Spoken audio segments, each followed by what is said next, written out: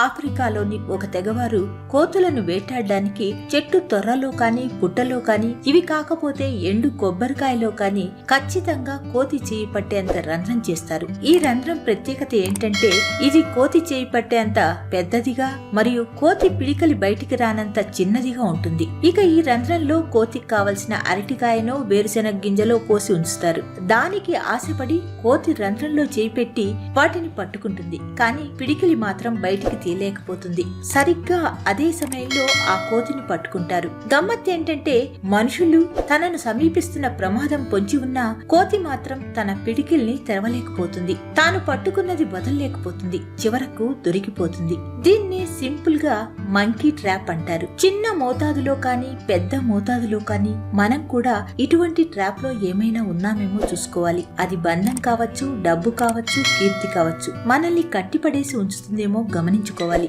అవసరానికి దాన్ని వదులుకోగలమో లేదో చూసుకోవాలి. అప్పుడే మనం ఆ ట్రాప్ నుంచి బయటపడగలుగుతాం. మనల్ని ఏడిపించే జ్ఞాపకాలు, నో అని చెప్పలేని మొహమాటాలు, తిరిగి అడగలేని అప్పులు, తప్పు చేసిన పిల్లల్ని దండించలేని ప్రేమలు, ఊపిరి సలపనివ్వని పనులు, ఒత్తిడి పెంచే కోరికలు, ఆరోగ్యాన్ని హరించే సంపాదనలు, పేరు ప్రతిష్టల కోసం పెట్టే పరుగులు అన్నీ మంకీ ట్రాప్లే.